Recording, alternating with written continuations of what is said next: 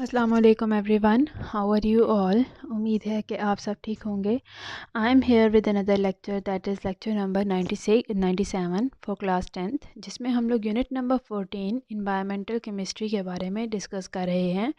And in this unit ये first part है environmental chemistry का, और नेक्स्ट पार्ट हम लोग डिस्कस करेंगे नेक्स्ट यूनिट में। और इस यूनिट में जब हम लोगों ने डिस्कशन स्टार्ट की थी तो हम लोग इन्वायरमेंटल केमिस्ट्री में से स्पेशली फोकस कर रहे हैं एटमॉस्फेयर के ऊपर। तो इसमें हमने डिफरेंट कंपोनेंट्स ऑफ एटमॉस्फेयर के बारे में स्टडी किया था। उसके अलावा हमने डिफरेंट लेयर्स पढ़ी कि एटमॉस्फेयर की कौन कौन सी लेयर्स हैं और किस तरह से वो एक दूसरे से वेरी करती हैं और किस हिसाब से इनको लेयर्स के अंदर डिवाइड किया गया है। उसके बाद हमने शुरू किया था अपना टॉपिक पोल्यूशन के ऊपर। तो हमने डिफरेंट पोल्यूटेंट्स को स्टडी कर रहे हैं और हमने ये देखा कि कोई भी अनवांटेड चीज़ जो कि हमारे इन्वायरमेंट को नुकसान पहुंचा सके उसको हम पोल्यूटेंट्स कहते हैं। अगर हम लोग कुदरती तौर पे देखें पोल्यूटेंट्स, तो डिफरेंट एक्टिविटीज़, नेचर की डिफरेंट एक्टिविटीज़ की वजह से भी पोल्यूटेंट्स जिन मटेरियल्स को हम पोल्यूटेंट कंसिडर कर रहे हैं वो हमारी इन्वायरमेंट में ऐड होते हैं। फॉर एग्ज़ाम्पल अगर हम लोग बात करें वोल्केनिक इरप्शन की, तो उससे भी सल्फ़र की गैसेस जो हैं वो इन्वायरमेंट में रिलीज़ होती हैं। पर यहाँ पे बात नोट करने की ये है कि वो इतनी कम अमाउंट में होती हैं कि वो बहुत जल्दी रिकवर हो जाएं अगर उसमें ह्यूमन बीइंग इंटरफेयर ना करें। इसके अलावा अगर हम नेचुरल के अलावा ह्यूमन बीइंग की एक्टिविटीज़ की वजह से देखें तो बहुत सारी ह्यूमन बीइंग्स की एक्टिविटीज़ हैं। जिस तरह इंसान साइंस में तरक्की कर रहा है वो नेचर के साथ इंटरफेयर करना शुरू कर दिया है, उसके सिस्टम्स को अपसेट करना शुरू कर दिया है, जिसकी वजह से डिस्टर्ब हो चुकी है हमारी पूरी इन्वायरमेंट, हमारी पूरी एटमॉस्फेयर, और बहुत सारे पोल्यूटेंट्स इसके अंदर ऐड हो चुके हैं, जिसका रिज़ल्ट बहुत सारी चीज़ें हैं जैसे कि ग्लोबल वार्मिंग है जो हमने पढ़ा। उसके अलावा ओजोन लेयर डिप्लीशन है, और उसके अलावा फ्लड का आना, मौसम की तब्दीली, ये सब जो चीज़ें हैं ये ह्यूमन इंटरफेरेंस की वजह से है। क्योंकि ह्यूमन बीइंग की डिफरेंट एक्टिविटीज़ की वजह से जो पोल्यूटेंट्स इन्वायरमेंट में ऐड होते जा रहे हैं वो इन्वायरमेंट को नुकसान पहुंचाते जा रहे हैं वक्त के साथ साथ। तो आज जो मेरा टॉपिक है that is about the converters in automobiles. तो आज के टॉपिक में हम लोग देख रहे हैं साइड इन्फॉर्मेशन है ये। This is an additional information in addition to your topics. तो यहाँ पे आज का जो हमारा टॉपिक है that is converters in automobiles यानी हमारी व्हीकल्स वगैरह जो ट्रांसपोर्ट के लिए इस्तेमाल होती हैं, दोज आर ऑटोमोबाइल्स। उनके अंदर एक स्पेशल डिवाइस लगाई जाती है दैट इज़ कन्वर्टर्स। ये जो कन्वर्टर्स हैं दे प्रिवेंट या फिर they minimise the pollutants from the smoke of our automobiles. Obviously जब ऑटोमोबाइल्स रन करती हैं, जब वो जाती हैं तो they use different types of fossil fuel. वो डीज़ल का इस्तेमाल होता है उनके अंदर या फिर पेट्रोल डाला जाता है। तो गाड़ी के अंदर, ऑटोमोबाइल्स के अंदर जब ये पेट्रोल या डीज़ल वगैरह डाले जाते हैं और जब वो इंजन स्टार्ट होता है, ऑटोमोबाइल रन करती है, तो उस टाइम पे जो पेट्रोल या डीज़ल यानी कि ये जो फॉसिल फ्यूल्स हैं ये ऑटोमोबाइल के अंदर बर्न होते हैं, और इनके बर्न होने की वजह से different other gases are released, और वो गैसेस स्मोक के ज़रिए गाड़ी के सिलेंसर से बाहर आती हैं। तो वो जो स्मोक रिलीज़ होती है, जो गाड़ियों से ऑटोमोबाइल से रिलीज़ होती है, that is very harmful smoke because उसके अंदर different types of impurities, different types of pollutants present हैं जो कि जब हमारी इन्वायरमेंट में एंटर हो जाएं तो उसको बहुत ज़्यादा नुकसान पहुंचा सकते हैं। अपने प्रीवियस लेक्चर में मैंने आपको बताया था डिटेल में कार्बन मोनोऑक्साइड है कि वो डिफरेंट तरीक़ों से हमारे इन्वायरमेंट में जब एंटर होती है तो वो किस तरह से इंसानों के लिए बहुत ज़्यादा ख़तरनाक है। बिकॉज कार्बन मोनोऑक्साइड जो है ये एक एयर पोल्यूटेंट है, ये हेल्थ हज़ार्ड है। वो इसलिए क्योंकि ये हमारी जब अगर हमारे सराउंडिंग में प्रेजेंट हो, कार्बन मोनोऑक्साइड की बात हो रही है, तो इसकी एबिलिटी ऑक्सीजन हीमोग्लोबिन से हमारी बॉडी में मिलने की बहुत ज़्यादा है। तो हीमोग्लोबिन क्या है? ये वो एलिमेंट है हमारी बॉडी में जो कि ये वो चीज़ है जो हमारी बॉडी में ऑक्सीजन को ट्रांसपोर्ट करती है from one part two another. यानी कि जब हम लंग से ऑक्सीजन को इनहेल करते हैं तो हीमोग्लोबिन डिफरेंट पार्ट्स में ऑक्सीजन को पहुँचाती है। अब वहीं पर अगर कार्बन मोनोऑक्साइड गैस प्रेजेंट है तो उसकी क्योंकि एबिलिटी ऑक्सीजन के कंपैरिजन में ज़्यादा है, हीमोग्लोबिन से मिलने की, तो इससे क्या होगा कि वो सारे के सारे हीमोग्लोबिन को ऑक्यूपाई कर लेगी और ऑक्सीजन को नई जगह मिलेगी हीमोग्लोबिन के साथ अटैच होने की। इस वजह से क्या होगा कि हमारी बॉडी को बजाय इसके कि हीमोग्लोबिन ऑक्सीजन ट्रांसफ़र करे, कार्बन मोनोऑक्साइड उसके साथ बाउंड होगी, तो वो हमारे ब्लड में जब एंटर होती है तो इससे हमें कार्बन मोनोऑक्साइड की पॉइजनिंग हो सकती है और पर्सन की डेथ हो सकती है अगर ये बहुत ज़्यादा देर तक इनहेल किया जाए।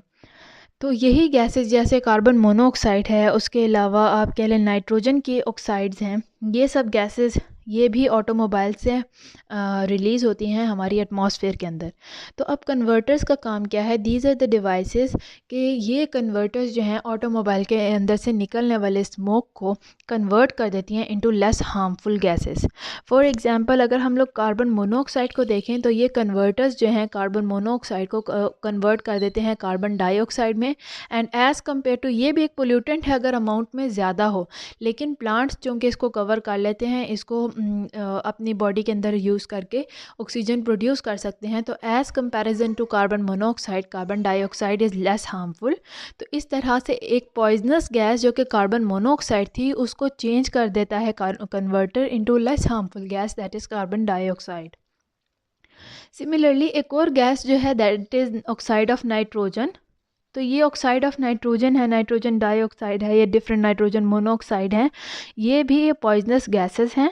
और ये कन्वर्टर्स क्या करते हैं? ऑक्साइड ऑफ नाइट्रोजन को खाली नाइट्रोजन गैस के अंदर कन्वर्ट कर देते हैं। अगेन अगर दोनों को कंपेयर किया जाए तो oxide of nitrogen is a harmful gas, whereas जो नाइट्रोजन है it is already a constituent of our atmosphere, ये हमारे एटमॉस्फेयर में पहले ही बहुत अमाउंट में प्रेजेंट है और ये नॉर्मल है। तो इस तरह से ये कन्वर्टर्स क्या करते हैं? हमारी ऑटोमोबाइल से निकलने वाले धुआं जो कि स्मोक है उसमें मौजूद पॉइजनस गैसेस हार्मफुल गैसेस को कन्वर्ट कर देते हैं इनटू लेस हार्मफुल गैसेस, जैसे कि कार्बन डाइऑक्साइड हो गया या फिर नाइट्रोजन के अंदर। तो before entering the air from the automobiles, ये carbon monoxide is converted into carbon dioxide and nitrogen oxide is converted into nitrogen gas. तो ये जो कन्वर्टर्स होते हैं इनकी एक टाइप है दैट इज़ कैटालिटिक कन्वर्टर। इसकी पिक्चर भी आपकी बुक में शो की गई है। कैटालिटिक कन्वर्टर है, it is used in the automobile vehicles. It is shown in the figure 14.5 of your book and इनको कहाँ पे अटैच किया जाता है? To the exhaust of the automobiles, यानी कि ऑटोमोबाइल का वो सिलेंसर जो जहाँ से गैसेस को बाहर निकलना है, एयर में एंटर होना है। तो before entering the air these gases have to pass through the catalytic converter and the catalytic converter will change it into the less harmful gases. So these catalytic converters are attached to the exhaust of the automobiles. So when the hot gases जो कि उस burning of fossil fuel, यानी कि अगर गाड़ी के अंदर petrol है उसकी burning की वजह से या अगर डीजल है उसकी burning की वजह से जो gases produce होती हैं, they are because they are produced from burning, तो they are hot in nature. तो these hot gases they pass through this catalytic converter. तो उसके अंदर से जो हार्मफुल पोल्यूटेंट्स होंगे, खाली जो गैसेस हैं जो कि ऑटोमोबाइल में से रिलीज़ हो रही हैं वो खाली कार्बन मोनोऑक्साइड और नाइट्रोजन ऑक्साइड ऑफ नाइट्रोजन नहीं है, बल्कि इसके अलावा बहुत सारी और भी गैसेस प्रेजेंट हैं। तो कैटालिटिक कन्वर्टर क्या करेगा? उन तमाम हार्मफुल गैसेस को कन्वर्ट कर देता है इनटू लेस हार्मफुल गैसेस। जैसे कि उन्होंने कहा है कि carbon monoxide it is oxidized to carbon dioxide. Oxidized मतलब इसके अंदर ऑक्सीजन का एक और एटम ऐड कर दिया जाता है, जिसकी वजह से carbon monoxide changes into carbon dioxide, और वो कार्बन डाइऑक्साइड जो है it is harmless gas in one way. इसी तरह अनबर्न जो हाइड्रोकार्बन्स होते हैं they are also oxidized to carbon dioxide and water, क्योंकि फॉसिल फ्यूल्स जैसे कि पेट्रोल है, इसके अलावा डीजल्स हैं, इनके अंदर different types of fossil fuels present होते हैं, different types of organic compounds present होते हैं। ये हम अपने प्रीवियस चैप्टर में पढ़ चुके हैं कि सोर्सेज क्या थे ऑर्गेनिक कंपाउंड के, कहाँ कहाँ से हमें ऑर्गेनिक कंपाउंड मिल सकते थे, जैसे अल्केन और अल्काइन हैं, तो वो इन फॉसिल फ्यूल्स के अंदर डिफरेंट अमाउंट्स में प्रेजेंट होते हैं। तो ऑब्वियसली जब इन फॉसिल फ्यूल्स की बर्निंग होती है तो ये जो इसके अंदर मौजूद हाइड्रोकार्बन्स होते हैं कुछ तो बर्न हो जाते हैं और डिफरेंट गैसेस में कन्वर्ट हो जाते हैं, जबकि कुछ जो बर्न नहीं होते और वो जब स्मोक के ज़रिए रिलीज़ होते हैं तो वो भी पोल्यूटेंट के तौर पे ही काम करते हैं हमारे इन्वायरमेंट में। तो ये कन्वर्टर्स जो होते हैं वो जो अनबर्न हाइड्रोकार्बन्स थे, यानी कि जो बर्न नहीं हो सके, उनको भी कन्वर्ट कर देते हैं कार्बन डाइऑक्साइड और वाटर के अंदर, so that they become harmless. इसके अलावा oxide of nitrogen is also reduce to the nitrogen. तो इस तरह से हमने देखा कि किस तरह से कैटालिटिक कन्वर्टर हर ऑटोमोबाइल व्हीकल के साथ होना बहुत ज़्यादा ज़रूरी है। अगर हर व्हीकल इसको अपने साथ अटैच करवाए, अगर हर पर्सन अपने व्हीकल के साथ कैटालिटिक कन्वर्टर को अटैच करवा लें तो काफ़ी हद तक जो है हमारी एनवायरनमेंट में से ये जो एयर पोल्यूटेंट्स हैं ये रिलीज़ होना बंद हो जाएंगे, या फिर ये लेस हार्मफुल सिचुएशंस में चले जाएंगे, जिससे हम अपने एनवायरनमेंट का पोल्यूशन काफ़ी हद तक कंट्रोल कर सकते हैं। उसके अलावा अगर हम लोग एक और देखते हैं, इंटरेस्टिंग इन्फॉर्मेशन बॉक्स है हमारे पास। अगर हम लोग देखें कार्बन डाइऑक्साइड है, it is an another interesting information box that is present on the same page. तो इसमें लिखा गया है कि कार्बन ऑक्साइड डाइऑक्साइड गैस जो है it is also called as the life gas. ये हमारे लिए, ह्यूमन बींग्स के लिए या फिर एनिमल्स के लिए तो ये एक वेस्ट गैस है, because we release it back to the environment from our body. हम अपनी एनवायरनमेंट में से ऑक्सीजन को हासिल करते हैं, उसको यूज़ करते हैं रेस्पिरेशन में, और उसके बाद वेस्ट प्रोडक्ट के तौर पे कार्बन डाइऑक्साइड गैस रिलीज़ कर दी जाती है हमारी बॉडी के लिए। और अगर ये हमारी बॉडी में एक्यूमुलेट हो या हमारे लिए ज़्यादा प्रेजेंट हो तो ये हमारे लिए नुकसानदेह हो सकती है। लेकिन अगर हम प्लांट्स की बात करें, for the survival of the plant carbon dioxide gas is very important, that is why it is also called as the life gas. इसको लाइफ गैस का नाम भी दिया गया है फॉर प्लांट्स, क्योंकि प्लांट्स की अगर हम लोग बात करते हैं, नॉर्मली जब फोटोसिंथेसिस होती है तो उस टाइम पे प्लांट्स कार्बन डाइऑक्साइड का इस्तेमाल करते हुए, कार्बन डाइऑक्साइड के अलावा वाटर और सनलाइट को यूज़ करते हुए फूड प्रोड्यूस करते हैं, और उसके साथ साथ ऑक्सीजन गैस प्रोड्यूस करते हैं। सो एट दैट टाइम अगर कार्बन डाइऑक्साइड प्रेजेंट नहीं है एटमॉस्फेयर में, तो इसका मतलब ये हुआ कि हमारे प्लांट्स जो हैं फोटोसिंथेसिस के प्रोसेस को कैरी आउट नहीं करेंगे और ऑक्सीजन गैस प्रोड्यूस नहीं होगी, फूड प्रोड्यूस नहीं होगा, and that will be harmful for the living organism जैसे ह्यूमंस या एनिमल्स। और अगर कार्बन डाइऑक्साइड प्लांट्स को भी नहीं मिलेगी तो उनके लिए भी ये हार्मफुल है, डेंजरस टू देयर लाइफ है, because they survive on this carbon dioxide gas in one way.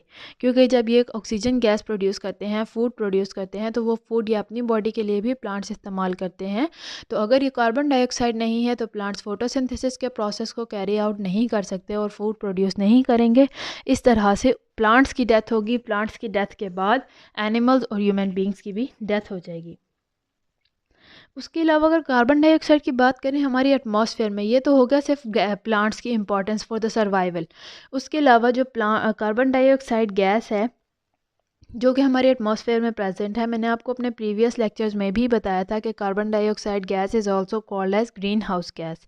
Green house gas क्या है कि ये हमारी इन्वायरमेंट में, हमारे एटमॉस्फेयर में सूरज की शुआओं को, यानी कि सनलाइट, सन रेडिएशन जो है उनको एंटर होने देती है, और जब अर्थ सरफेस से रिफ्लेक्ट होके वो सनलाइट दोबारा बाहर स्पेस की तरफ जाती है तो carbon dioxide gas does not allow the infrared radiations to pass through it. इसका मतलब ये हुआ, हम ये कह सकते हैं कि carbon dioxide gas absorbs infrared radiation that is emitted by the earth after the sunlight enters the earth, it is reflected by the earth in the form of infrared radiation. और ये इंफ्रारेड रेडिएशन जो है carbon dioxide gas जो कि इन अर्थ की अपनी atmosphere में present है, वो कार्बन डाइऑक्साइड गैस उसको अब्जॉर्ब कर लेती है।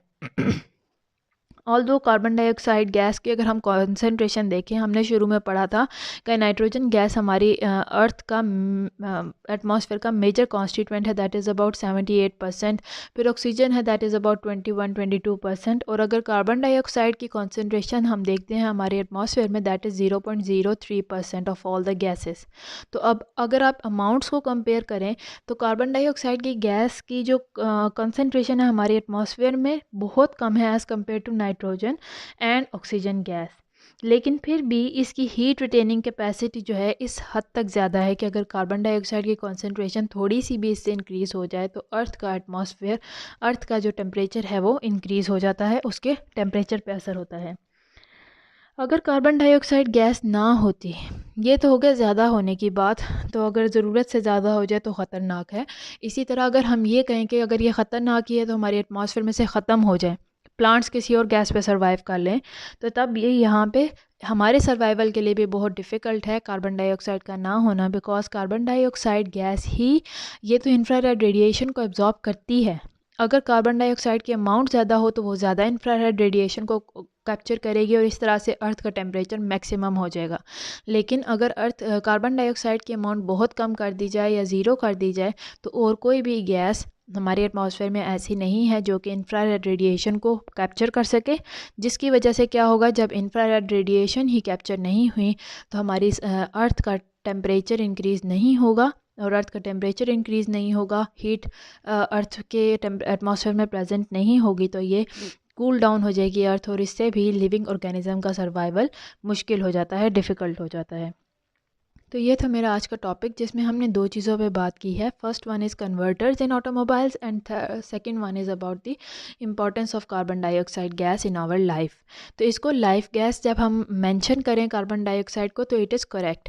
हम ये नहीं कह सकते कि it is not important for our life. अगर ये ना हो तो हमारा तब भी सर्वाइवल पॉसिबल है। नहीं, हमारा सर्वाइवल पॉसिबल नहीं है अगर कार्बन डाइऑक्साइड गैस प्रेजेंट ना हो हमारी एटमॉस्फेयर में। तो मिलते हैं नेक्स्ट लेक्चर में। उम्मीद है आपको यहाँ तक मेरे लेक्चर की समझ आई हो। अगर यहाँ तक कोई भी प्रॉब्लम है तो आप मुझसे कमेंट सेक्शन में पूछ सकते हैं। I am here to help you out, and अल्लाह हाफिज़ टिल माय नेक्स्ट लेक्चर।